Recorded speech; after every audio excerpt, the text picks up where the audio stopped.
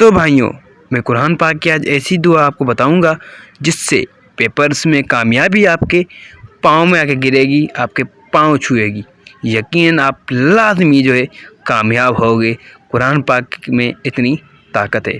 तो दोस्तों, मैं आपको बताता हूँ कि वो कौन सी दुआ है। अगर आप ये काम कर लेते हैं तो आप यकीनन पेपर्स में कामयाब हो जाओगे। आपकी एक अच्छा आपका रिज़ल्ट भी आएगा, चाहे वो बोर्ड के एग्ज़ाम हो, चाहे आपका जॉब का पेपर हो। तो दोस्तों, आपके माइंड में ये चल रहा होगा कि हमें फिर आंसर याद नहीं करने पड़ेंगे। तो बिल्कुल ही इस सोच को आप अपने दिमाग से निकाल लीजिए। आपको आंसर भी याद करने पड़ेंगे। इस दुआ से क्या फ़ायदा होगा, तो चलिए पहले हम दुआ सुन लेते हैं। अगर आपको पेपर मिलता है तो पेपर को उल्टा करें।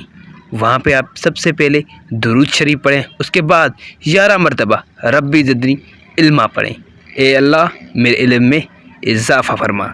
तो ये दुआ आपको पढ़नी है। उसके बाद फिर से आपको जो है दुरूद शरीफ को पढ़ लेना है।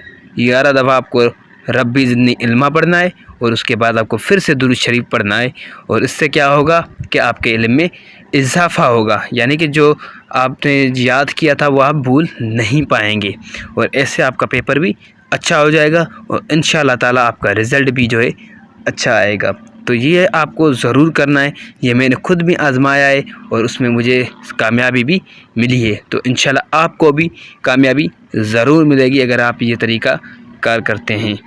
तो उम्मीद करता हूँ ये मेरी छोटी सी वीडियो आपको ज़रूर पसंद आएगी। अगर पसंद आए तो चैनल को करें सब्सक्राइब और वीडियो अच्छी लगे तो वीडियो को लाइक, कमेंट में अपनी राय देकर हमारे हौसला अफजाई भी ज़रूर करें।